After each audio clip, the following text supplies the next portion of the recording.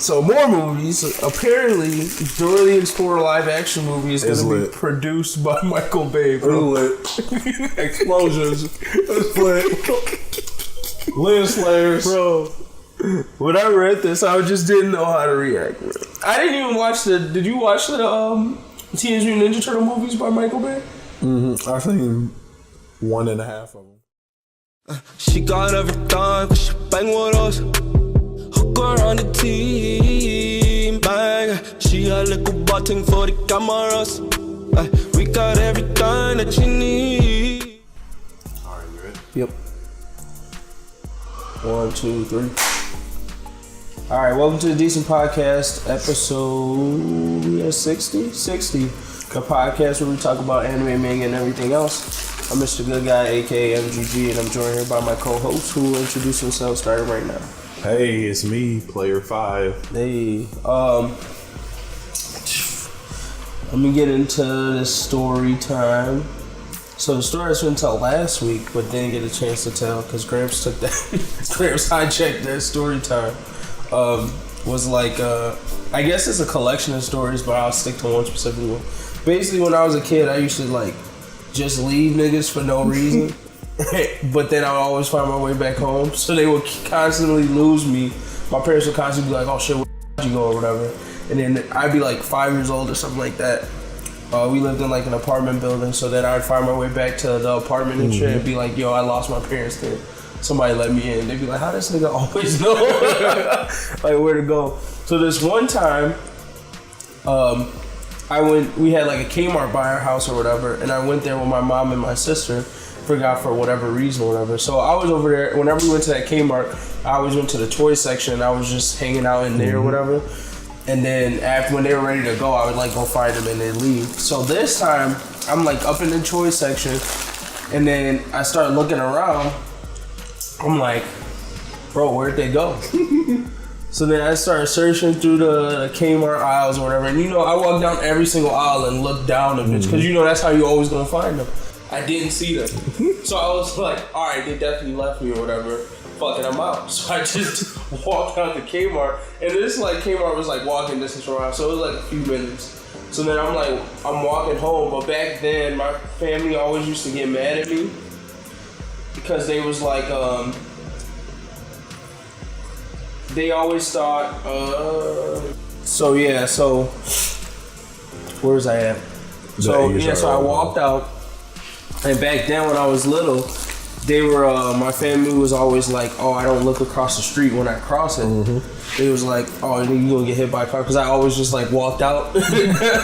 So then, this time I was like, oh shit, they always say that. So when I got to like the big street, you know, I'm supposed to cross, I was like, oh yeah, I'm definitely gonna look both ways. So I felt proud of myself that I looked both ways and made it to my house.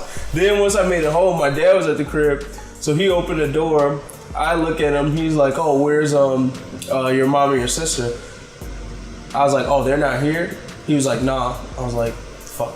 So I already knew I was in trouble at that point. So I just walked my ass to their room and I just sat in there and closed. Like I self-punished myself. Yeah. Like I just sat in there until they came home so that they could yell at me because I'm not gonna go back to that store. And like I don't even know if cell phones were really a thing back then or my parents had cell phones. I don't think so. So my dad couldn't like he wasn't gonna call her, so he had to like wait till I got home. So apparently they like walked around that store, they looked for me for like 20-30 minutes or whatever, couldn't find me, and then came back, found out I was at home, so my mom was pissed off. But I didn't get a whooping though. Luckily. Because I think it's because I punished myself for that long ass period of time. Because that was my plan initially. I was like, yeah, maybe if I punish myself, I won't catch this ass whooping. Because if she coming out, she see me on lollygagging and shit, playing video games, she definitely go, wow. Oh, smart smack my ass. So I try to play it smart with that one. Yeah. Alright, that was it. We can move on to some decent news. So, video games, apparently Super Mario Odyssey has gotten some really good reviews. Is that the one where you can turn into whatever? Yeah, you got like a hat and you throw it on shit, and then you can turn into it, and then there's this like zombie survival game from Metal Gear niggas called Metal Gear Survive. I guess it's supposed to be a continuation from that. You remember the one where you were that guy. It was like a real short game that wasn't really super related to the story. I think it wasn't Phantom Pain. It was something else. It came out right before Phantom Pain. It was like this guy with a sword or some shit. But either way, I think it's like continuation of that story. The Raiden one? Yeah. Where he's a robot ninja? Yeah. I think it's like continuation off that. I saw some of the gameplay. I guess they're taking like a strategic approach to zombie fighting. So I guess you're just thrown into this world with a bunch of zombies, but you're like military or some shit. So you're like going through mission style type things to take out these zombies or whatever. Like they were showing people like throwing grenades at it. It seemed like it was like strategy involved to how you want to attack them bitches. Yeah. Kill everything, walk-in type deal. Right, yeah, it's gonna be like you just gonna walk in there with a gun, it's gonna be easy or whatever. It seemed like they were actually using strategy, so I don't know if I'm gonna cop it, but yeah. Yeah, I doubt I will. That already look how I didn't like the Raiden standalone game anyway. It was really just like a big old hack and slash. Not for me. Not a hack and slash type. Alright. Tech news, we can talk about your Dode, and then also Amazon Key. So there's like, I don't know if you've heard, but I guess they're starting to change. They're starting to push deliveries to, you can even have the delivery person like come in and drop your shit off. So that's like what Amazon Key is. It's supposed to be like, you're supposed to be able to leverage it so you can let people, like the delivery people in your house, to like drop your shit off. I don't know. Obviously, I think it's going to do that. Huh? Who's going to do that? Do what? Which Amazon Key. I would think that some people are comfortable enough to do it. I'm telling you. Some of these professionals, I feel like, are so lazy or so scared. Like, depending on what you want, right? Like, if you live in a bad neighborhood, maybe you want to use it just to make sure your shit is safe. And even if you live in a good one, if you got like a really big or nice item, maybe you just want that shit up in your house, bro. Versus like just sitting outside for somebody to fuck with. I get you, but I haven't run into those issues. I can't think of any situation where it would like behoove you to do that. Because like they got the Amazon thing where you can send it to Amazon locations and just pick your shit up from there. There's that. But niggas is lazy though. I mean, that's like, if your neighborhood not safe or your location not safe, then you can always ship Amazon to work. You know what I mean? Yeah, that's true. But then you can schedule like when they drop it off. Drop it off around this time. I'm gonna be free. You know what I mean? Like you can really plan around this. Like that Amazon Key is ultimate laziness and ultimate like, it's whatever. You know what I mean? Like that's all you got. Like either you so broke to where it's whatever, or you so rich to where it's whatever. Like somebody took something. I got insurance and I probably had cameras watching them. You know what I mean? Like it's whatever. And then like to work in that job, I wouldn't want to do it. Because like it's niggas out there that's like looking for the setup, like on some insurance shit. Like I hate to be a nigga like, I came in, put the stuff down, walked out, and then next you know I get a call. They said you robbed them, or they said you broke something. Like what? I didn't do that. Where's the proof? Where's the checks and balances? Because you're not gonna sit and tell a customer, nah, you lying, bro. Like I don't know, but I do feel like this is the same type of sentiment people had like when Uber and Lyft were starting up. Like, who's gonna trust sitting in a random person's car? And we've gotten over it. I mean, that was like a big concern. Like, it's like, that nigga's gonna pick me up, bring me wherever. But now it's like comfortable in our heads. But I'm sure that was a concern, but that wasn't a concern with me for Uber. And I feel like I'm a pretty practical thinking guy. Yeah. And so like my thoughts are like this key thing. What's the checks and balances? Like. But with the Uber thing, were you not worried because it's like, who trying to kidnap you type shit? Like, you don't have much to worry about. I didn't think that way because I felt like a cab was the same way. Right. It's still really a random nigga trying to get some money that you riding in their car. And some people was like, cab's more accountable. How? They know who picked you up on the Uber app. Well, they got his ID just like with a cab. It's because of that. I think it's that color or whatever. Knowing that it's like an organization for some reason makes you feel like... Yeah, it makes some people feel like, you safer. But I'm like, nah, Uber, an organization. They got people's information just as much as the cabs do. The only difference is one cheaper. Yeah, stickers is not enough. I think that's what it is. If they got like special Uber branding on their cars, it would probably make people. But even now, it's not even an issue anymore. But back then, when it was, if they like made their cars look more like taxis do in a way, and just like branding wise, it'll probably shut some of that shit down. But yeah, I still think people are gonna use it because I think California is super. They always do a new shit. Because I think they had like Uber for dogs or something. They always got weird shit going on. So if anyone picks it up, it'll be them first. Because they're the most open-minded, I would say, I guess. Yeah. So they're going to be more, whatever. Yeah, you go ahead, come in my place and shit. And then after that, if they do there's no major problems, I can see it spreading. I just wouldn't use it on my house. Yeah, I'm just like, I can think of like there being checks and balances for every other thing. Like, oh, Uber dog walk. Oh, this dude hurt my dog. Well, do you got proof? Well, did he say anything about my dog being hurt before I had him? No. And now my dog is physically hurt. This dude hurt my dog. Got that. Right. But with the house thing, if there ain't no camera, it's always your word, the customer, which will win against the word of the person, no matter what. That's true. And that's true. Like, I'm just like, I wouldn't do that as a business. Like, bro, you looking to get set up. Well, I guess, hey, get the Amazon stocks. Right. I don't know. And, what was I gonna go with that? I'm hesitant to like integrate too much technology in my life because I'm like, the moment where they flip the switch and the government's like, yo, we run all this shit.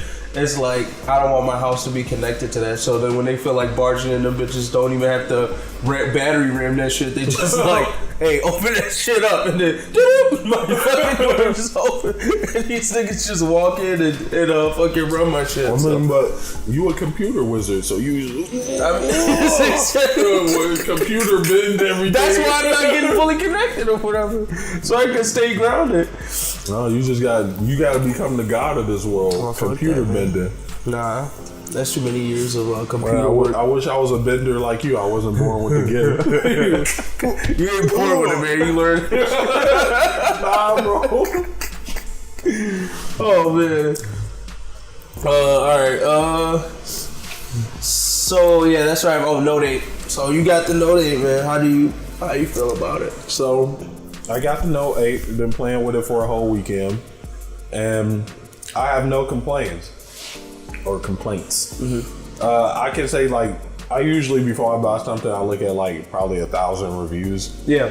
To make sure you when I buy something expensive.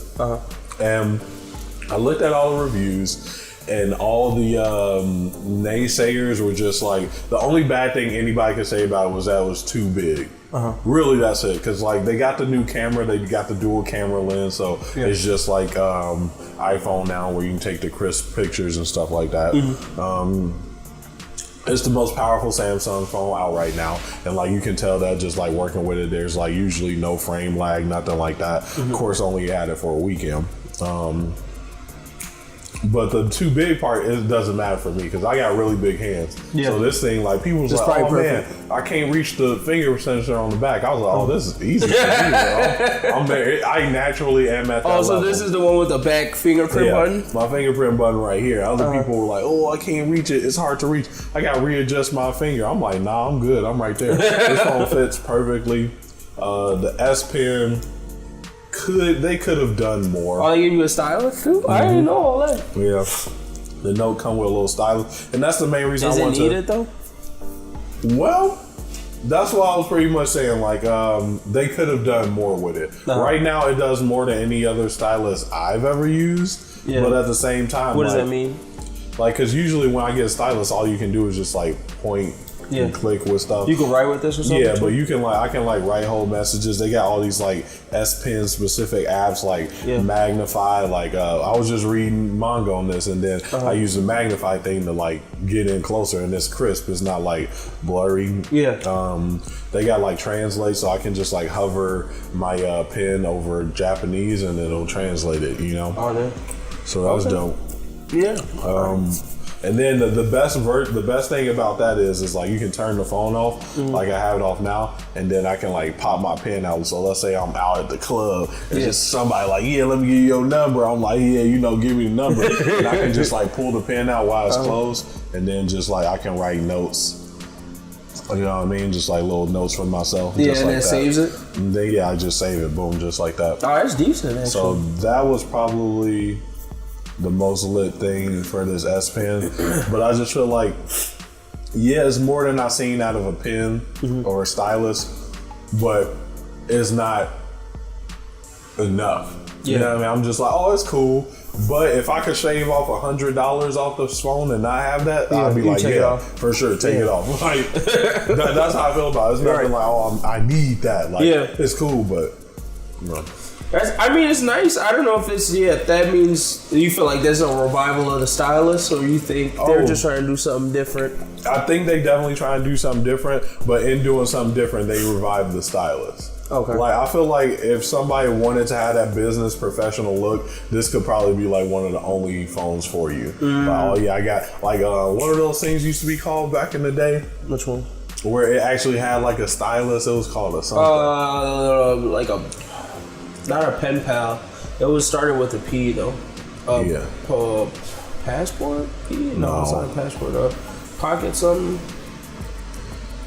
I forget. Yeah, but you know what I'm talking about, bro. Yeah. But the thing everybody used to have with the stylus that they used to like take notes on and shit like that. Yeah. Like, I think it's like the 2017 version of that. It's definitely very professional. And since I have been finding in recent years, I've been using my phone more for like professional stuff, for like note taking and editing Google Docs on the run and stuff like that, and less like Snapchat and stuff like that. As I've been doing now, like, I think this phone is like the one for me, because it just slightly helps me more with those things that I would do anyway. And I wanted a really good camera. I think this is like the only phone out right now that can do 4K video. Oh, for real? Or there might be, I think Google, the Pixel 2 might. I'm not sure. Gramps will know for sure. Yeah. But not me. Resident tech expert. For sure. But it can take 4K video and stuff like that. So I was like, decent. I want me a phone with a decent camera when I run out to Japan. And this will be the one for sure. Dang, now that's making me want to upgrade my phone on the low. Yeah, I just wanted to make sure. I was looking at the Pixel 2. Which would have been my second choice of phone, the Pixel 2, for sure. But we'll see. Because, like, looking at the Pixel 2, I feel like all of its, stats match up with any other phone. Oh, you don't think it's anything super special? No, I don't. Yeah, I don't think it's better, but I don't think it's worse. But like, just from like the aesthetics of the phone, it is the least aesthetically pleasing for sure. The Pixel. The 2. Pixel? Yeah, but I can see that. Yeah, but I felt that way about these other Google phones I've been seeing in general. I think they like go too because that's their thing, is like that simplistic look. Yeah. But with the Pixel, it really does look like. I really think that over time, Google is probably gonna break the phone industry and become the top phone, because like, every phone really uses Google stuff. Everything uses Google. Except the iPhone stuff. Yeah, except iPhones. But iPhones, will they be able to compete with Google? I don't think so. Like, everything uses Google. YouTube. Google. I guess the question there is like, can something win just off of like prestige alone? I think after a while, no. Because like Google... Well, there's like Lambos, Ferraris, all that stuff. What if Apple eventually becomes that? Like a luxury phone type thing. Like getting an iPhone is the same as getting like a Lambo or whatever.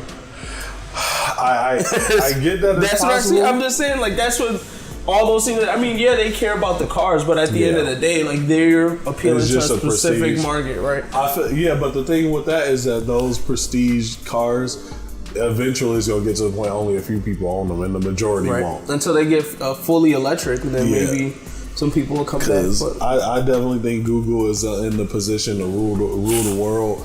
One day there's gonna be the United States of Google. I don't know, bro. You sleeping on Amazon? Amazon probably powered by Google.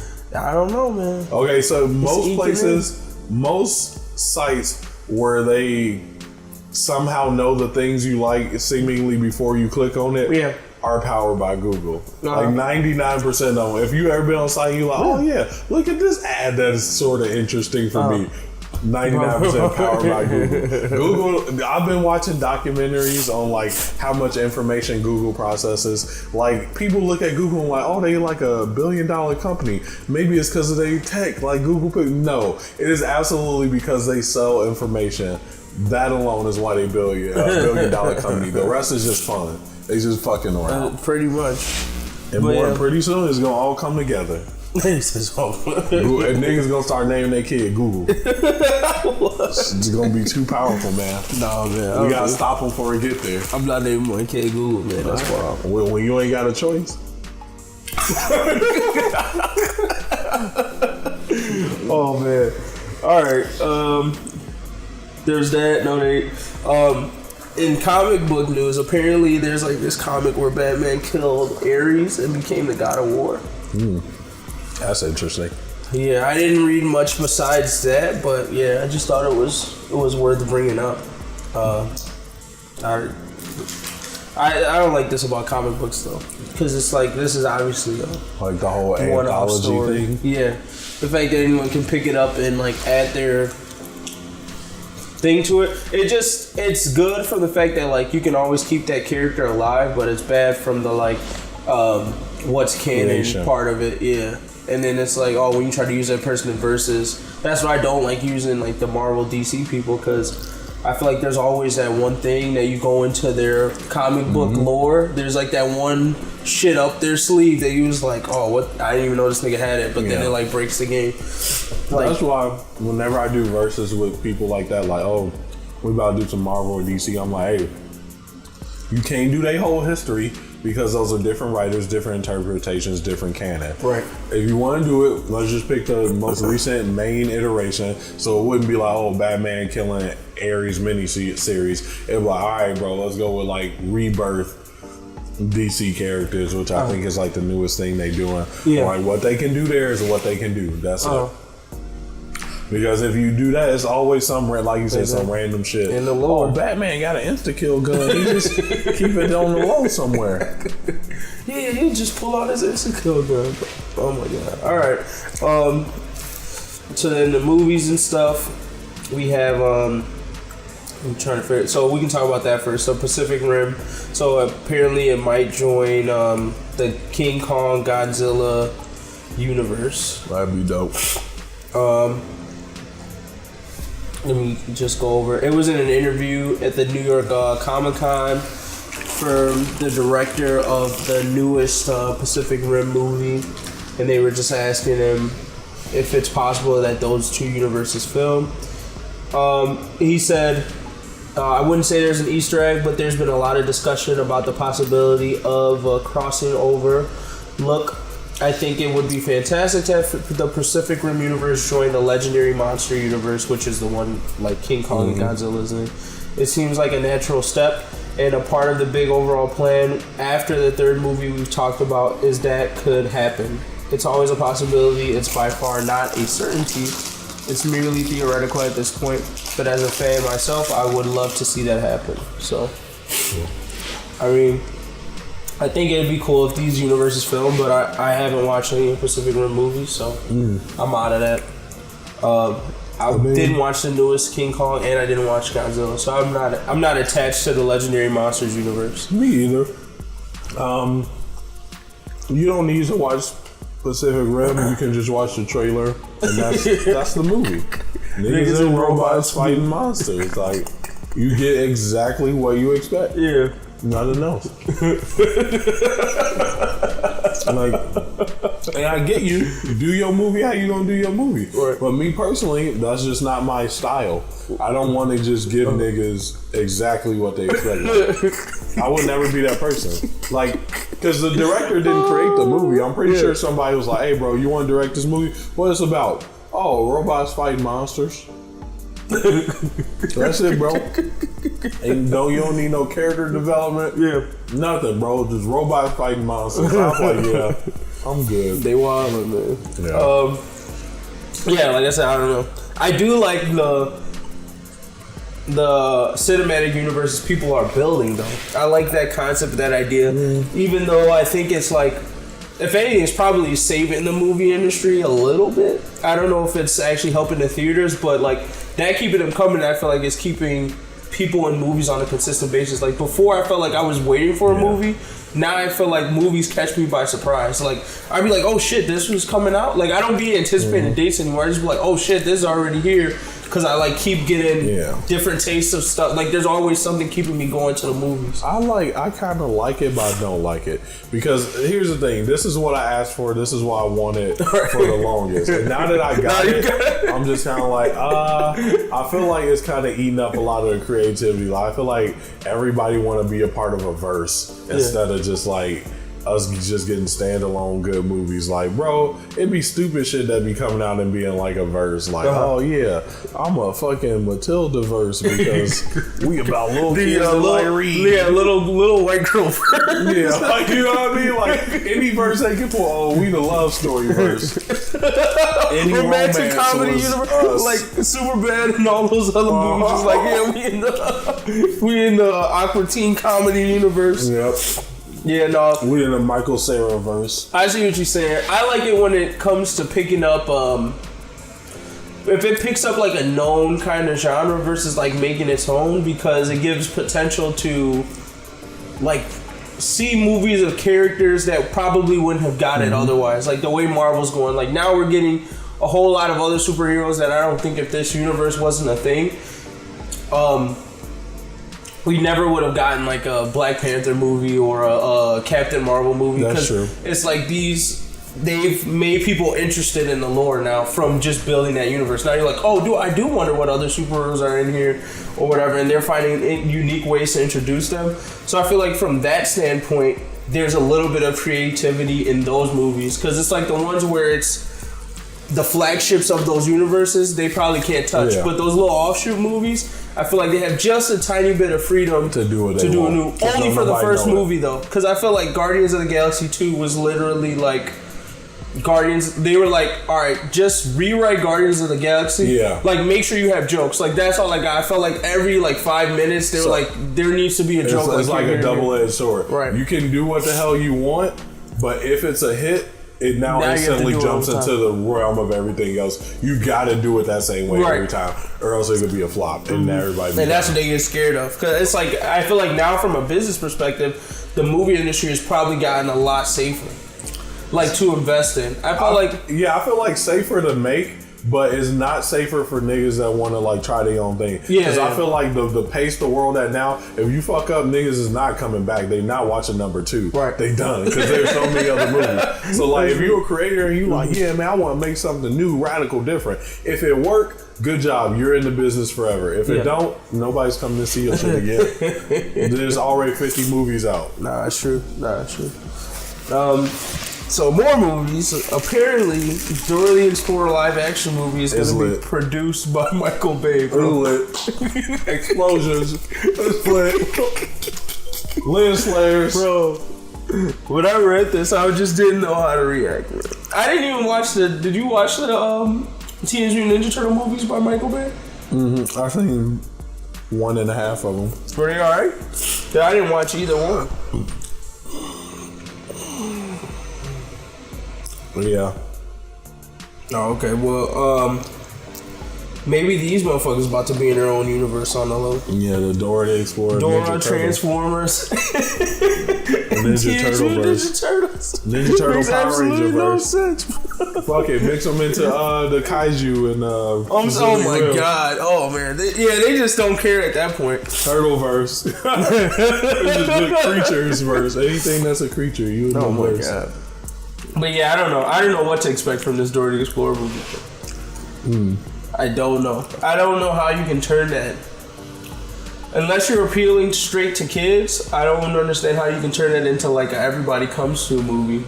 Unless he's in a change Dora, like it's like Dora inspired, meaning there's like this Hispanic girl on a journey. Like if they just called it like The Explorer, and they made it like a Lara Croft. Like they like explosion, she going Boots hard. A badass monkey. You like damn, she got a fucking monkey, bro. And then just at the end of the trailer, he's like, yeah, I never got your name.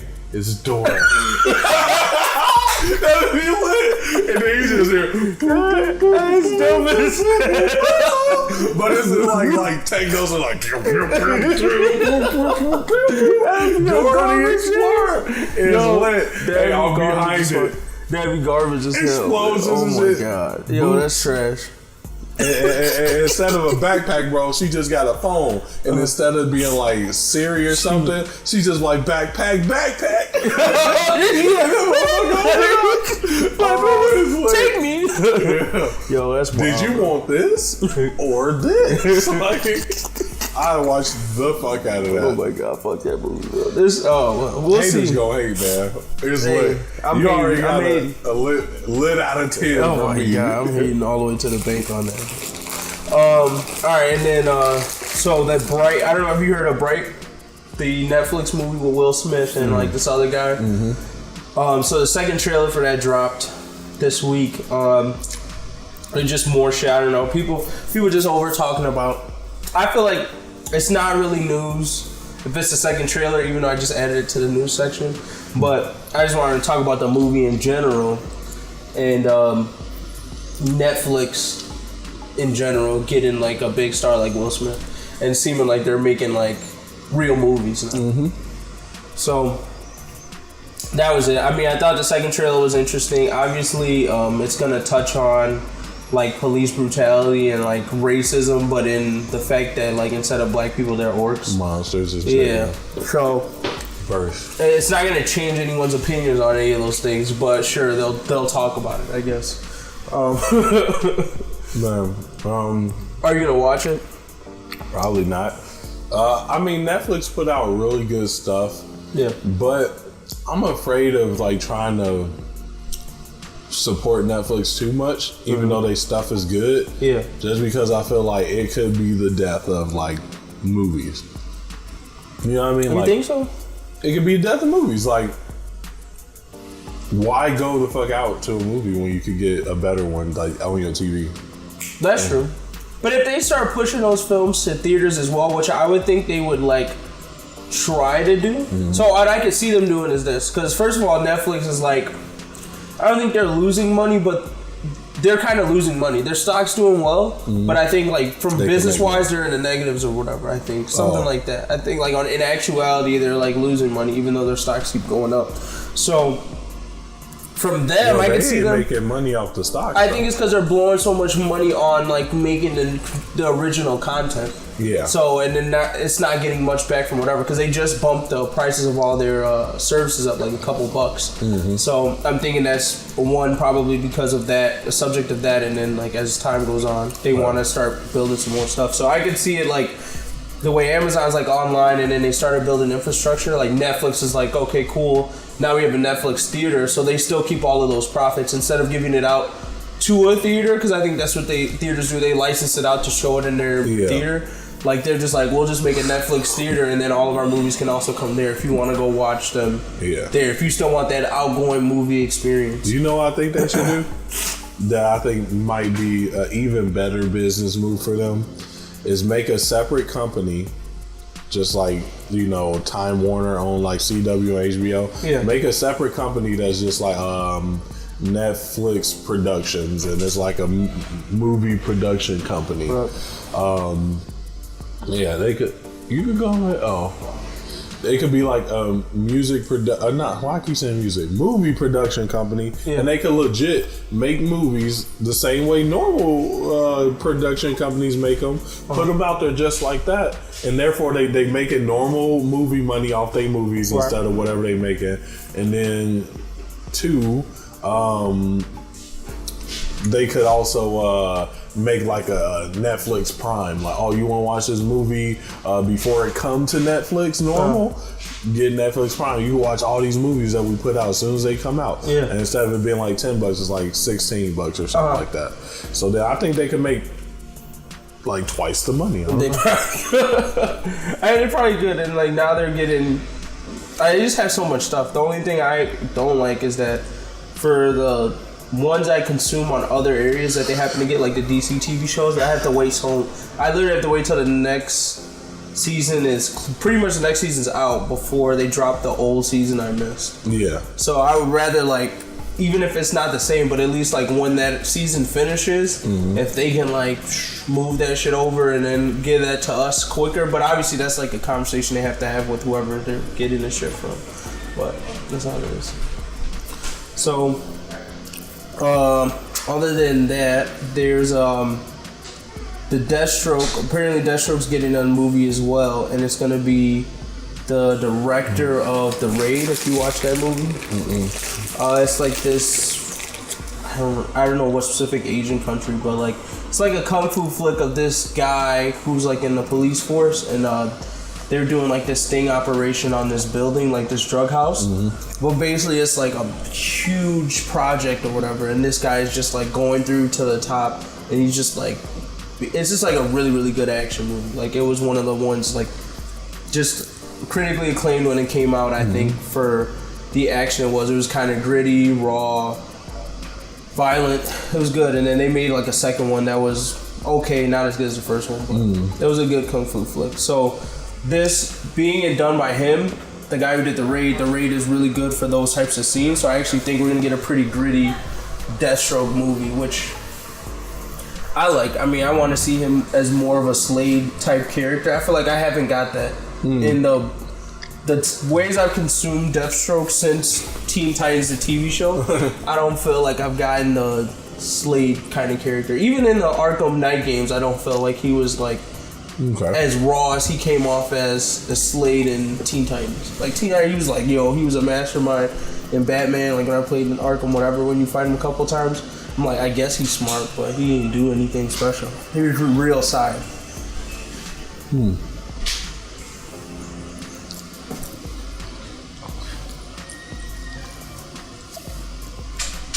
Anything else? No, you don't got nothing there. I mean, like, I just thought that nigga was weak the whole time. I didn't like that nigga in Teen Titans. I didn't like him in. You like Slade, bro? I like him in another.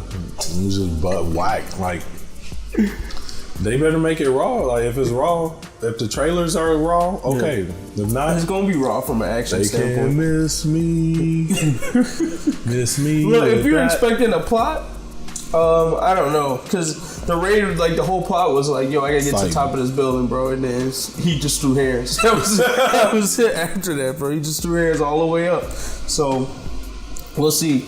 The other stuff I have is not really that great. Like Daredevil season 3, apparently Kingpin's coming back. Whatever. And there's gonna be a Bad Boys TV spinoff, but off of Gabrielle Union's character. I heard about that. Yeah, I'm not flop. We didn't go to Bad Boys for Gabrielle. That's what I'm saying. We went to Bad Boys for Will. When I was reading the article, they were making it seem like Gabrielle was such an iconic character in that movie. I was like, bro, I barely remember. And it's not like like Gabrielle is a great actor, whatever, but or actress. Did you get the Bad Boys trivia question? Yeah. I didn't get it, and Yasha got it, and then afterwards I was like, oh, okay. Yeah. I get why that's it. But I had a feeling that it was from Bad Boys, though, but I didn't know what the end of the quote was. I was like, this sounds like it's from Bad Boys. Yeah, so I don't know. That to me, it felt like it's one of those accommodating to the trend of like women being kind of in the forefront now. Yeah. And they were just like, oh, well, if we're going to do a spin-off TV series, let's make a female character the lead. And it was like... I get people that do that. That's I don't think I'm gonna pick it up though. Just don't force it. Like, you know what I like? Sensei. I feel like they put a lot of disenfranchised groups to the forefront, and it didn't seem forced. It seemed like normal people living their normal ass life. Yeah. But like other shows be forcing. Supergirl, like, is sickening me with that. Like, I can't even watch that show. And I'm like, I'll be like the first person you find at like a women's rights rally or anything. Yeah. But God, fucking damn, I'll be tired. Like, damn, Supergirl, I get it. Stop. If this ever makes it to whoever is the producer or showrunner, stop. They really are doing a bad job of it. Like, it calmed down a little bit in season 2. Season 1 was heavy on it, I think. But yeah, no, it still came up like too much. I'm just like, bro, like, it's okay. Well, I expected at least like a male villain. Like, maybe can we get a male oppressive villain? Yeah. Like, nah, even the villains be all women. Everybody a woman. Right, and is Kara stronger than Superman? That's what they trying to play up in the second season. In the second season, it's like Superman does some shit or whatever, and basically they have to fight, and she ends up beating him. But I forget how, but it was basically like, nice. Yeah, she might have done so. Either she like outstrengthed him, or she like tricked him and beat him. I don't remember how. If it was a trick, then I'm less mad about it. But I think she outstrengthed him. I was kind of like, all right, you guys are really reaching here with this, but whatever. Yeah, we can go into this discussion / anime manga news. So from the anime side, there was like this Japanese fans all ranked a bunch of anime characters for who they would think would make the best prime minister. So our discussion is going to be what characters we think would be great presidents. So first of all, they're weird. So I'll go through the list of what they did. So at number 20 was Frieza. 19 was Haruhi Suzumiya. Well, we got to pick between these characters? No, I'm just saying what the Japanese list was. Which is from some show I don't know. 18 was Light Yagami from Death Note. 17 was Arslan from Heroic Legend of Arslan. 16 was Akane Tsunemori from Psycho Pass. 15 was Monkey D. Luffy. What? 14 was Senjuro Akashi. This niggas like this can't vote. From Kuroko Basketball. 13 was Hazuki from some Hozuki's Cool Headedness. 12 was Mana Aida from Doki Doki Precure. Ever heard of that? 11 was All Might from My Hero Academia. What? Yeah, they should be allowed to vote. 10 was Hideyoshi Desugi from Doraemon. I don't know. Oh, I thought it was Hideyoshi from never mind. I don't know. 9 is Naruto Uzumaki. Rap. I can see it. 8 because he's Hokage now, maybe. Yeah, but his Hokage skills kind of dope. Well, we'll get into it when it's our time. 8 Kuro Sensei from Assassination Classroom. 7 Wow. Gintoki Sakata from Gintama. 6 Kaiichi Ryotsu from Kochikame. I think that's the cop dude. 5 is Conan Edogawa from Detective. From Detective Conan. I think that's okay. 4 is Kigyo Atobe from Prince of Tennis. 3 is Shima Kosaku. Lelouch ain't up there. He is. 2 is Tatsuya Shiba from Irregular Magic High School, and number 1 is Lelouch Lamperoug from Okay, that makes sense. I like, bro, Lelouch not up there. Yeah. All these niggas. No, he's a thumbnail for this for the thing or whatever. So, all of this is irrelevant if it's not him. No, a lot of those other ones were garbage though. I don't know. Luffy, chill out. All Might has been known to be trash at his leadership. Paperwork and leadership. Like, he's literally there just for face. A lot of those picks were just like, oh, I like him as a character. So I think that's some Trump precedents, but All Might was. They just want All Might up there to be. All Might is just like Trump. Like, hey, bro, I'm a face. I'm probably gonna make some people mad with what I do. Japan great again. Japan great. Just strong arm his way through dumb shit. I'm gonna smash Mexico off the map. Like, strong arm his way through dumb shit. So yeah, let me think. We could pick like maybe 5. Okay. 5 potential ones, if that. I don't even think I have 5 to be honest. Yeah, maybe 3. Yeah, we go with 3. Yeah, because I got top 2 already. I'm gonna pull Netero from Hunter x Hunter or Hunter x Hunter.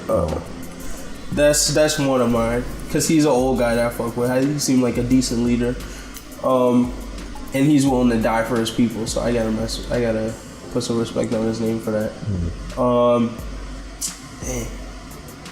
It's pretty much just gonna be old guys that I respect from the other one. So I'm gonna go 3rd Hokage from Naruto, bro. I thought he was one of the best Hokages. Actually, I might even go 2nd Hokage too. I might add that nigga in there because what? He was on. I was just gonna say he was on it. Oh yeah, I was going to say. I was like, he did way better than brother. Something. No, yeah, because his the first Hokage was nothing but an all might ass nigga, dude. He just won because he was super strong and likable.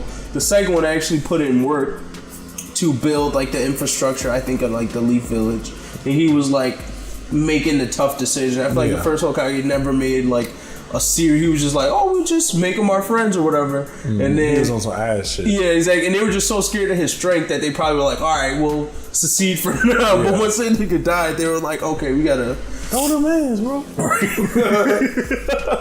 So those two. So those are my 3. There's probably some other ones out there, but I just took 2 from Naruto. Yeah, if I had to pick, my number 1 is definitely Lelouch. I agree with that. Like, if Lelouch, I didn't watch Code Geass, all right. Okay. if Lelouch was my president, I think we would make America great for once. That should be his slogan: "Make America great for once." It's political. It's political. It came up so much last night. Oh my god, no, that was a good line. Yeah, so Lelouch, that dude's just a phenomenal leader and all around good guy, except when he killing people. Number 2 would be Naruto as president. Ooh, tough. Adult Naruto, not kid Naruto. Bro. Adult Naruto turned on his adult pants like hardcore. Like he full neglected his family, and he turned Konoha from like alright to like a hustling, bustling city. You know what I mean? So like, tough. In about 14 years, Konoha went to like a thriving city. That's like a quicker turnaround than Dubai. I don't know, man, but you gotta think Kakashi was in there for some of that time period, bro. Yeah, but not as long as Naruto. How long was Naruto in there? I don't know, bro. I don't think it was that long. It was not, bro. Like, you just gotta watch. Do you watch Boruto? Yeah. Like, do you see how much work he put in with his shadow clones as far as like paperwork? He does as much as probably like 10 Hokages all off a shadow clone. So if you think about it as a president, if he's doing the work of 10 presidents off shadow clones, come on. It's gonna be lit off that. He could be shaking hands with other countries while you know, fixing the school system here, and on the other side of the country. And then once they all disappear, he gets all that knowledge. Yeah, and then he did it all. Like, that's lit. That's a lit power for being an office worker. A glorified office worker. He still had the second Hokage. Second Hokage fucking... Yeah, second Hokage attrition on that ass. Had more talent, for sure. But if the second Hokage had Naruto's ability, he would be the best option. If I could fusion dance him, if I can't. It's a wrap. I'm gonna take quantity over quality in this case. I'm gonna say quantity over quality. All right, man. You know? All right, who's the last one? And then my last pick would be what's that nigga name? I can't remember his name. So I'm just gonna say Mr. Principal because I can't remember his name. Mr. Principal from Baka no Test. This is anime where like the school system, they use like education to fight battles and shit like that. It's a romantic comedy. It's pretty funny. It's one of the funniest anime out there, me personally. You sure? Because all they do is parody other like other anime. It's top 10.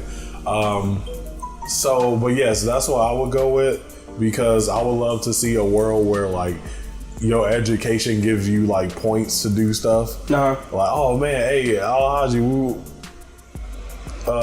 Gerald, we about to get into a fight. He switched to Gerald. Yeah, Gerald, we about to get into a fight.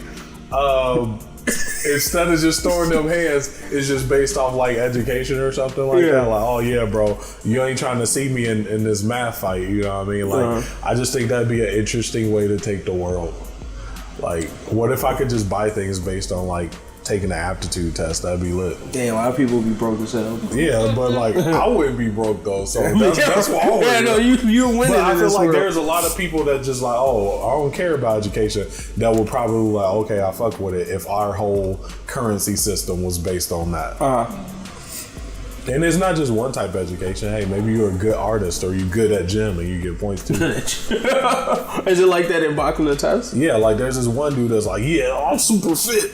And that's like, so if you challenge him to like a gym battle using like your gym points, he gonna drop you. But like if you challenge him to a battle using math, it's a wrap. But like that anime is so funny. Like, it is my favorite comedy. I'll give it a shot. Okay. I'll add it to my list with Darker Than Black. Let's get into these chapter reviews, dude. All right, do you want to introduce her? Can I even see you on the screen? Of course you can, probably. I'm gonna make sure I can. How about that? You wanna make up a name? Why don't you just go with Princess Kindred? Princess what? Kindred. You know when she be. I mean, you can definitely shout out your YouTube page making too. money streaming. You said making money streaming. Once she started making this money streaming, you know. But yeah, so we got a guest to join us for this chapter review section. Yasha is here. He's been clapping for you. Welcome to the podcast. Thank you. We're only gonna do 2 anyway, so we can jump into the one that you read. Promise Neverland, chapter 61. You want to do the overview? Sure, I can do that.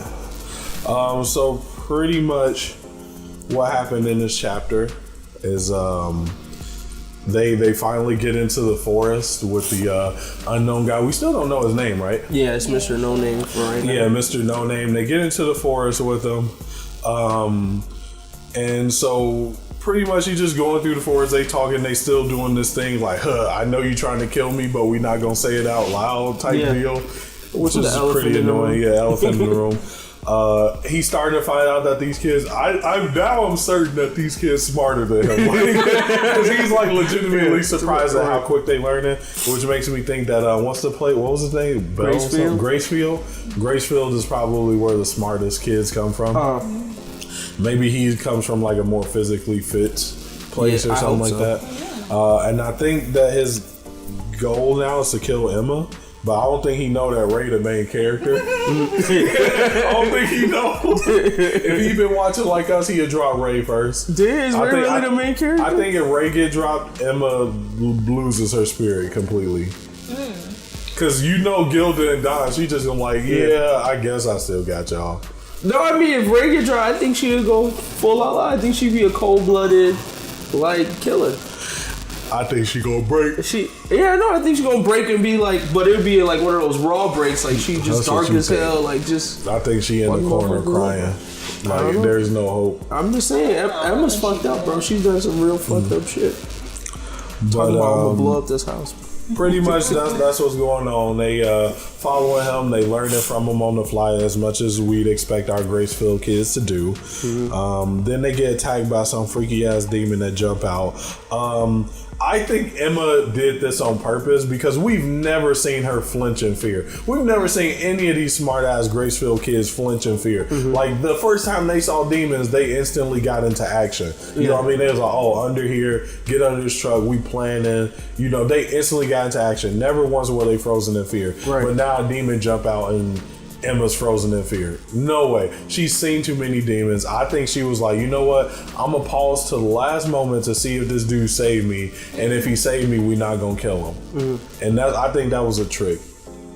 And then another thing that you pointed out last episode, you said that when I was talking about manhunters and if that was like a man-eaters, if that was a type of demon. And you said, that was just like his way of saying it. Demons. And pretty much that's what we found out. It's just like The Walking Dead, how some people call them walkers, but nobody ever calls them zombies. Gracefield are the kids that actually calls them demons, and I think everybody else will have like a different name for them. Right.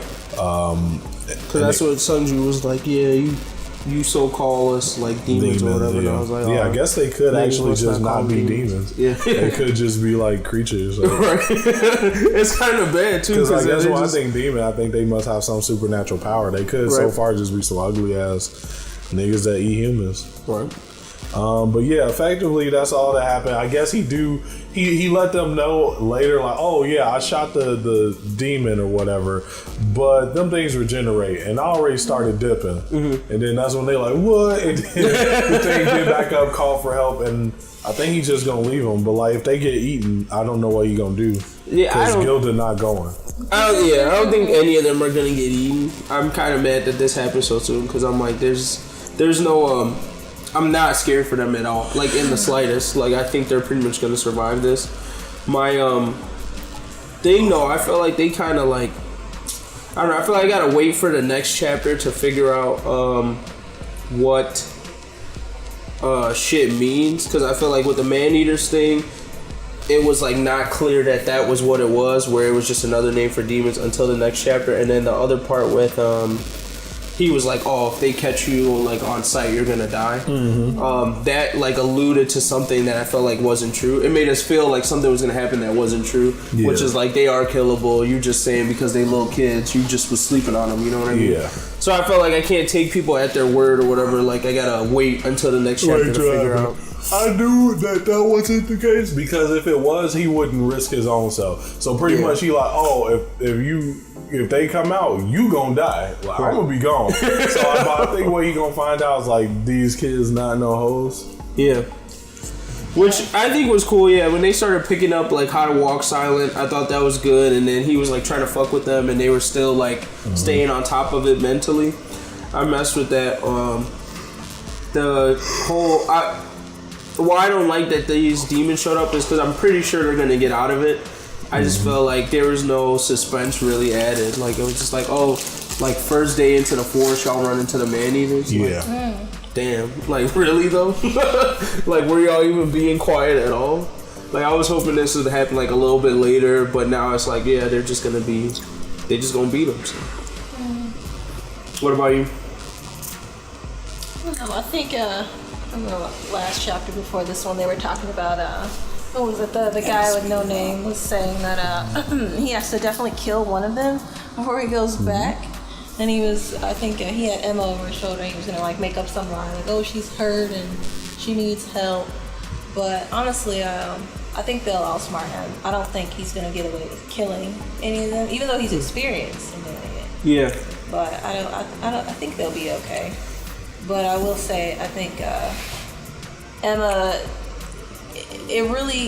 she's really the glue that holds everybody together. So I think if anything happens to her, it's gonna be devastating for everybody. I don't think they'll recover from that for a while. I mean, I think Rage is gonna dip and be like, I'm gonna do this shit on my own. Yeah. And then the rest of them just gonna be like, what the fuck are we gonna do? Like, literally, y'all two are the people that got us out of here. Like, what are we gonna do? I think Norman gonna come back. You think so? Norman just gonna come back and save the day. I think he's alive, but I don't think he's out here in the wild. Norman ass dead. You think he's alive? Yeah, I think he's alive. I didn't think so initially, but now I'm under the impression that he's probably alive. What clues have you seen? I haven't seen any big clues. Just the only thing that we have is we didn't actually see him die. We didn't, but you know that's only because they kill people at the gate. And Mama was the only one that went, so... My thing is that because Norman had so much potential and she escalated his release, I think that he got... So I'm like, the theory I've been throwing around is that they gotta repopulate these kids, and we haven't seen any males yet. So, and since Gracefield identifies intelligence as something that's like a qualifying factor for good meat or whatever, I would think that they harvest like the very smartest kids and use them to put out more smart kids. So like maybe they were like, all right, Norman, you're like super smart. So what we're gonna do is make you like how they made Isabella a mama. Like what is the criteria for someone being a mama? Because I feel like Emma probably, if she stayed there, would have ended up being a mama before she would have been the other thing, which is probably like they just identify, okay, she's super smart. So it would be a waste to kind of just eat her, like let's use her to help the thing. So I think they probably thought the same thing with Norman, like okay, this ain't really smart. We can kill him, but we probably could just show him that there's no hope for him to escape and then convince him to join our side and do shit for us. So. It's a nice theory. I don't know. I mean, like, for me, when I found out that Ray, his mom was Mama, I was like, oh. Yeah. I'm like, she's just cold-blooded. She trying to live. Like, she looked shocked when he started humming the melody that she would sing to him in her belly. But then after that, she was just like, oh, okay, whatever. And I was just like, what? Maternal instinct, there is none. It's all just a facade. So. She had a little bit of sympathy for them. Like, when she kind of let them escape, she was like, yeah, once they left the place, she was like, all right, best of luck, little niggas like that. She wasn't angry. So. True. I just wonder how she's gonna get reprimanded. She definitely did. They're definitely eating her ass right now. Oh, you ain't got us no kids? She's not dead. She gonna get in trouble. You lost 16 kids? I don't think she did, because my thing is like... She raised the smartest kids. Isn't that an eater? I don't know how they work, but I think they'll give her a second chance. Because the thing is, she said that she was gonna run away. Like she tried to escape before, but it failed, and then eventually it made her mom. So they're like, even if you're rebellious, they don't like see that as like a real threat to them, you know. Mm-hmm. So I feel like, even though those kids escaped, they caught people. The fact that you just lost like 3 top tier meets, 2 high tier meets, and then a bunch of other people that have potential to be who knows what. Yeah. Like I feel like that's like working for a big company and you just lost like $1 million client in one night. You know what I mean? Like even if you're the best salesperson they got, I don't think you coming back after that. I don't know, because I feel like she has a relationship with the older mama, so she might have protected her. So I think she might be in more of a what's her face, a black ladies type of situation where they're like, all right, you clearly don't know how to run a plantation, like we gonna send you to like demote you and you work under another mama now for a while. So she basically on that like the same thing the black sister Crone was like to her. She just like, oh, a dumb motherfucker in somebody else's group. I wonder if they ever go back to Gracefield. I'd like to see that. I think they will. They got you, man. My boy Phil already took it over. Phil did. But how would they get back? Because the way they got there was they went over that cliff. The plan to me is to go back. So I don't know. Yeah, but I don't know if this is a horror manga or not. I still haven't figured that out yet. If it is, they ain't never going back because they all just slowly gonna die one by one. But if this is like more shonen than horror, they're gonna make it back. Like, cause it's just a part of their goal. Like, it's gonna happen. They gonna get through this. I think the plan right now is to find out what that 7 Wonders crap is. Yeah. And we're probably gonna get like a taste of some of the other plantations. Yeah. And then after that, like, then they'll probably start to work their way back. And also, I think her name Musica, the one demon. She was telling Anna something. Yeah, that was about. I think that was about that 7 Wonders thing or whatever, like 7 walls or something like shit she had to look for. Yeah, I think that's what it was. Yeah. Yeah. Which I think is like they're probably the portal to get to the human world or something. I don't know.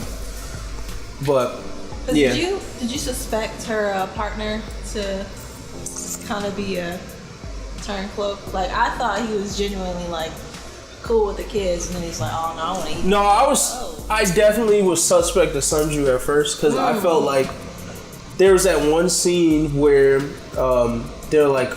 He's like explaining to them the religion and all that stuff, right? And he was like, yeah, we don't eat like factory meat or whatever, but if it's wild, it's all game. Like he just said it like, it made me feel like there was some contingency to why he wasn't eating them. And it wasn't like because he was a good guy. It was like, oh, the rules that I'm following right now say I can't eat you. But if I see some meat in the wild, like I'm eating that motherfucker. Like that was basically what he said. So I already thought something was off with him. But I do like that I still think that he's fucking with them enough that he'll still help, and he can't kill that group of kids. So even if he runs into them again and they find out he's evil, he can't kill them. I mean, well, he can't kill them and eat them. He's just eating. Huh? I say he ain't evil. He's just eating. Yeah. I didn't take him as evil. No, I did take him as evil because I still felt like when he frees that is kind of like evil. He gonna start his own little like hunting grounds and shit for little kids. He could. He was like, "What did you tell her?" And I was like, "Oh snap!" Yeah. Let's see. Yeah, that's all I got for this chapter. How are you liking Promised Neverland so far? I like it a lot. I think in the beginning, Jamal was telling me like, so what do you think's gonna happen? I was like, I don't think they're gonna escape. And he's like, what? So I definitely did not anticipate their escape plan. I didn't think it was gonna work. Like with all those kids. So I was just like, no, I don't think so. But, well, that's the shonen part of it. I think the fact that they got out with all them kids and they didn't have to make no outside of Norman, they didn't have to make no like sacrifices. I just want to see more people die. I'm not gonna lie, it's true. I do kind of want to see some more people get out. I just think it's starting to lose its realism effect. Like I felt like that, knowing that they didn't have no hope and like anybody could get farmed. It was kind of like, all right, yeah. There's but like if one of these little kids die, I'm not gonna want it because they aren't building these little kids up. Like, I don't even remember none of these little kids' names like that. Like, give them some character development, then kill them, but not like right away. Like.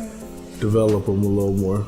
It's gonna be hard for him to do. I think the only side characters he sort of tried to develop was Don and Gilda, and then now he's trying to do it all after the fact, because they had like no development, and then now it was like that whole like shower chapter or whatever, and then there was like the chapter before they were about to leave. They like start adding more names, but I'm like, there's so many. First of all, I don't even know how many are in the group total. So every time I see a kid, I'm just like, oh, is this another new person? Because I only know like 4 characters: Don, Gilda, Emma, and Ray. That's it. Mm-hmm. So everyone else is like, oh, and Phil, but Phil's not with the group. Phil ain't shit. Hey, bro, relax.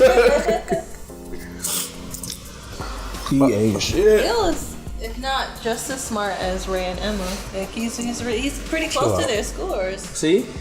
Chill out. See, I'm not crazy. And he's so little, so imagine what it'd be like. Don't hate on Phil, bro. You just being a Phil hater, man. It ain't necessary.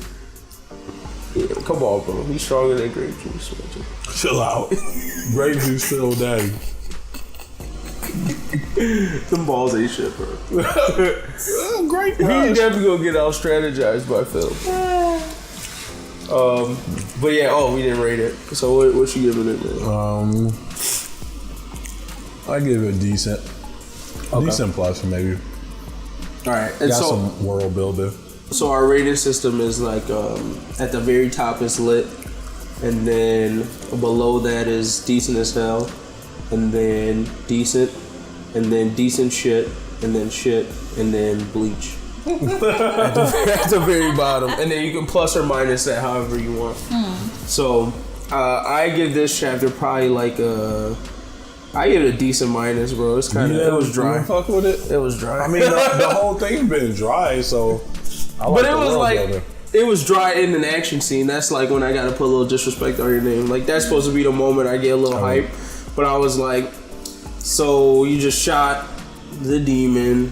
I don't really understand how, if they can regenerate, it's pretty much gonna be like, oh, all demons have this one weakness. Like that's where I feel like it's about to go now, and that's how they're gonna be able to like exploit it and win as little kids. Because if it's just like, oh, you gotta shoot these motherfuckers till they dead, I don't see how they would ever win that. But if it's like, oh, if you shoot them at this part of the heart, like some accurate shot, I'm like, oh, okay, I can see how they're gonna beat them. So decent shit for me. I'm sorry, decent minus. Say decent. Alright. Why is it decent? You don't get to see a lot of what's going on back at the bunker, and I kind of want to know what they're going to do with anything that's happening. So I would have liked to. Oh, you want to see what the kids are doing? Yeah. Do you want to see them go through their own like issues without Ray and Emma there? Because it's going to be a totally different aspect. I wouldn't mind that. Some shit goes wrong there that Don and Gilda got to figure out. Because I mean, Don and Gilda are second tier smart, right? Yeah, true. So they should be able to come up with some decent stuff.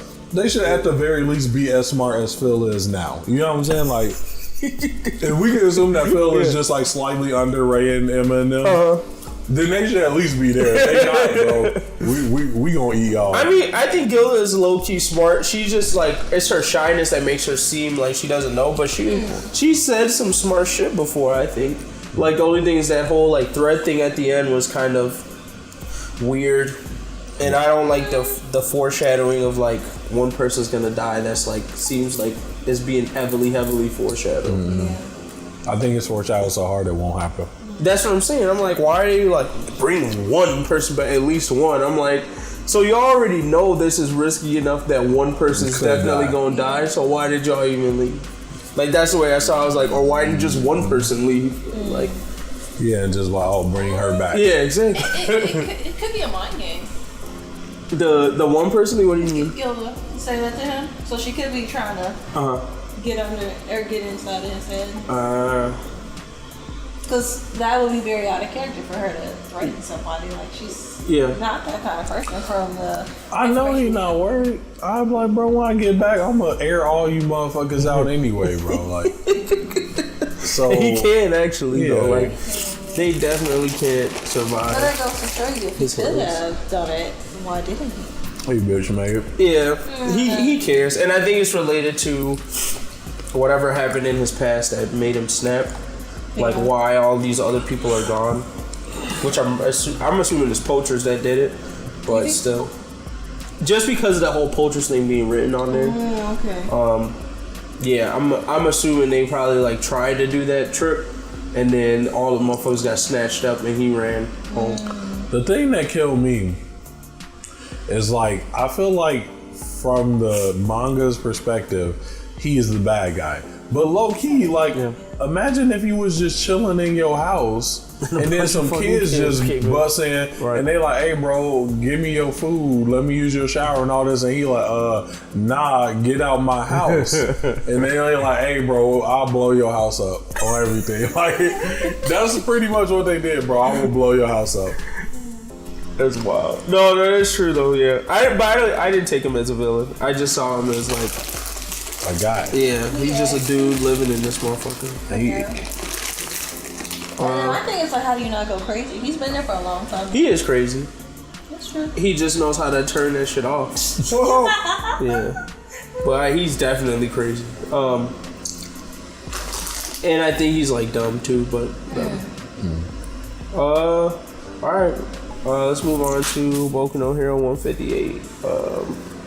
This chapter, major points is just Overhaul is now fused with what's his face? What's Rappa's brother. We get some background on what he's apparently is called paranormality. Is the mutation that started giving motherfuckers quirks. He's arguing with Deku over how powerful Eri is and how he's wasting her potential. We get to see what 100% kick from Deku looks like. And we get some more background into what happened with his dad and why he's like in that coma. We also found out what Overhaul's plan was, which was basically he wanted to create a quirk boosting drug and a quirk taking drug and sell each to the villains and the heroes and kind of like control that market, which I actually thought was a really good plan. Yeah. So far, like Stain and him Stain's plan is kind of like whatever. Both of them seem to be wanting to take down this bullshit heroes like system where it's just like a popularity contest. But to me, what I mean is both of their plans were much better than Tomura's, because I still haven't seen that nigga's plan, and I don't think he has a good one. So I just want to put some respect on his name for that. Other than that, we basically see that Deku's pretty much going to win this fight because he is able to move faster than, like you mentioned before, faster than Overhaul can really perceive. Mm-hmm. So he's not going to be able to activate his power to actually like destroy Deku in any way, because Deku's like already lit him up a bunch of times and he couldn't even react to it. So we'll see how that goes. From the end part, I mean, it could be over already. I don't know how he just took 100% punch to the jaw and he's just going to be alive, but I think he's probably just going to use his quirk, because basically Deku revealed like he keeps using his power on himself so he can get his stamina back. Mm-hmm. So he might use that again, and that's how like they're going to keep this fight going. But to me, I'm like, after I just seen that kick, Deku just punched this thing in his jaw with 100%. So he shouldn't have a face right now. He should not have a face. Most definitely a wrap. Like, I mean, from what I've been seeing, it looks like a blowout. Like Eri backpack just too swole. Like, oh, sure. You know what I mean? The way he did that kick was like, damn, like for real. He like teleported and smacked that. That's what I'm can't wait to see animated. Like when that gets in the anime, I think it'll be pretty interesting. Yeah, like and this is the question I had. Like, do you think Deku's 100% is equal to All Might's 100% or greater? Like, I would think by the nature of the quirk, it should technically be greater. Same? Oh, I thought it would be the same. Because it's stockpile energy over time. The more All Mights you have, or All For Ones you have, the stronger it gets. Oh, so this should be... So that's actually kind of sad, though, because I was like, oh, every time I saw this, I was like, oh, so this is probably what overall, like, All Might can do casually right now. I don't know if he's like. I don't understand how to interpret 100%. Like, because I don't know if it's relative to that's what I'm saying. Like the power, 100% of the power, or 100% of Deku's maximum output. That's what I'm saying. I'm not sure what that means either. Yeah, I don't know. And like, is getting physically buffer gonna help Deku actually or no? Right. Like, I'm lost to that. Yeah, I'm not sure. Yeah. At all. To me, I still took this as like overall can do. I mean, not overall. All Might can do more. That's the way I saw. I was like, that kick. He still might change the weather because All Might change the weather that one day. So until he change the weather, he not there. But yeah, so I don't know. That was a confusing question to me. What did you think of overall's plan? Man, business standpoint, hey bro, let me buy some stocks. Let me get on there. Like, you talking about controlling the market, like completely monopolizing the market. It's a shady, ain't no regulation. Like, it's legit. Like, hey, I'll sell this to you, and then be like, hey, me and my niggas, we developed a cure for this thing. You ain't even gotta tell them like. You know, like, oh, it's patent. We developed this cure for this thing. You could sell it at whatever price you want, but completely monopolize it. Like, oh my god! On a note, that is kind of some issues that's wrong with the world we live in today. People doing that, selling $5 drugs for $5,000. But I mean, hey, I'm sorry. The numbers, money, I need it. It's political. It's political. Again. But no, I think it's good, and I think it could touch on some of like doping aspects that mirror like this world, where like since these heroes are like nothing but a popularity contest, it's like people might start taking this quirk boosting drug to like get further ahead or whatever. Like, oh, if my quirk actually sucks right now, but if I take this boost, I can do this much more and like get some more endorsements, some deals. Yeah, exactly. That's pretty much what I saw it as. Is like, oh, now they're gonna start attacking heroes for doping with the quirk boosting drug. So I thought it was interesting. And I thought it was way better than Tomura. I'm just like, to me, overall himself is a good villain, but I feel like he's wasted on this arc. I feel like it could have been executed better, or maybe with like somebody different. He would have been better, like as like the main villain. Like, fuck Hands, bro. Hands weak as fuck.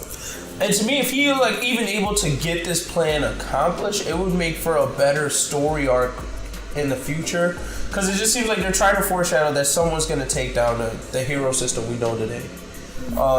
To me, I thought I was like either going to be this jailbreak out, or Tomura's going to do something stupid that did it. But this actually would have been a better catalyst to me. Like, if this quirk boosting drug wasn't just used to take away Lumillion's power, but it actually just became a thing in the world. They already put it out. They made a whole lot of bullets already, and now it's like just going out. That would actually change the way the story moved forward. But maybe they didn't want to do it because it would fuck up the whole them being in school thing. Because I think at that point, then they really got to take these things out. I told you, I really think they gonna get out of school. Like, I don't think they gonna do 3 years. Like, either we get it time skipped to where they like, all right, we 30 years now, we done, or they gonna be like, all right, because the world is in need of heroes and y'all class is exceptionally well, we promoting y'all, step promoted, boom.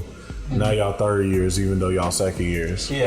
And that's gonna add in a new like conflict and like, oh shit, our peers ain't the same. They can get rid of some of them weak ass characters. But oh, y'all no longer in class 1A with these niggas. Now we making a new class 3A. Mix like the best people from that was in 2A now with the best people from 1A. Boom, y'all all class 3A now. And then it's a new dynamic because like, oh yeah, Bakugo used to be number 1 for sure. Oh, now this is new class 2A nigga. Like, now you got more class conflict, which I think people like. And it's gonna skip a useless year because they already doing what year 2s do now. So just skip that year. All right, we'll see. I don't got much to add. You got anything else? Any other highlights for this chapter for you? Yeah, nah, man. Eerie backpack just too swole for him. Good character. He just went a little too. I think if he just slowed his plan down, overall. Yeah, I think overall was definitely like, oh, we got this. All Might fell. We got to act now. If he would have just like, all right, All Might's gone. He not coming back. I got time to slowly produce my plan. I think he brought too much attention to himself. Oh, if he'd have just like eased out, waited until his product was perfect and already selling to the point where it's like, oh shit, by the time they catch you, you already got an infrastructure. Like, it'd have been a wrap. Nobody could oppose him. Like his, just pretty much like his dad said, hey. You trying to do stuff too quick. Slow your roll. No, that is true. Yeah, that was like the young part of him, like that fucked up because it was a really good plan. I just think he executed poorly, or maybe he should have started either.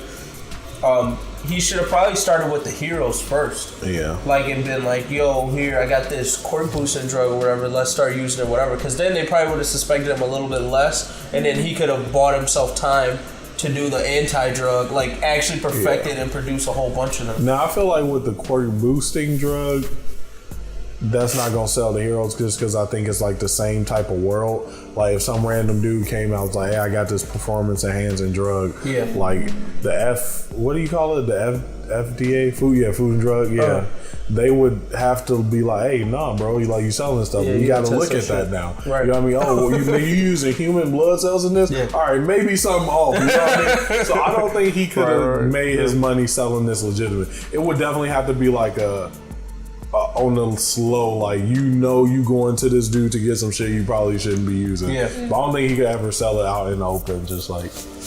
Yeah, no, that's true. But yeah, I do think there was another way around.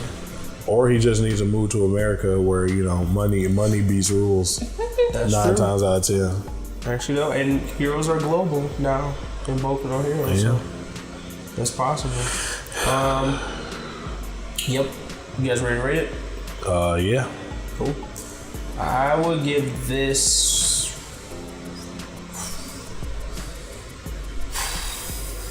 Probably. Oh shit! Yeah, I'm kind of pissed off at the night shit at the end, bro. Like, just leave this man alone. Why we gotta keep disrespecting this man? No, I mean, like, we're bringing it to his she and the few. Didn't you see both you guys were gonna die? Yeah. And then it was like, oh no, this is not gonna happen. They like, just at his head. Yeah, I'm just like, all right, let's get the fuck out of here. Oh, and also, it's on a break next week. That's week.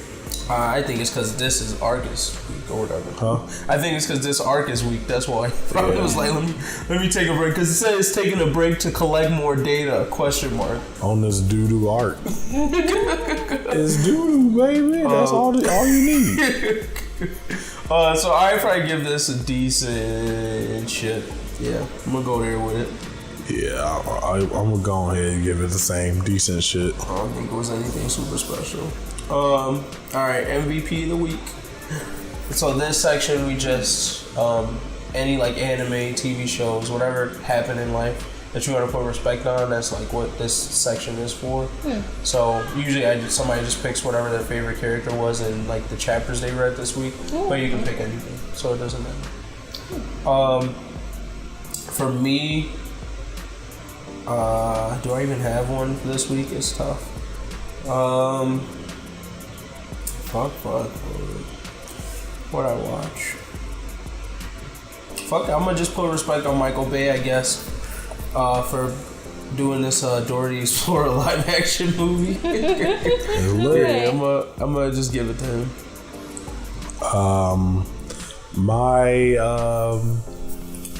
I feel like it might be the same from last week.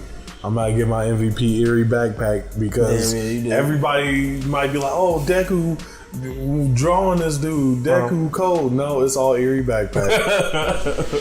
That's the power up. All right, what's yours? I'd say Emma, since she's my favorite character. Dang. She didn't even do much to Even though she didn't, I don't know. I still think about Norman a lot and the fact that he died and how like torn up she was about that. So like, I think she'll surprise us. Okay. All right, that's it. We're done. Peace. Bye. Bye.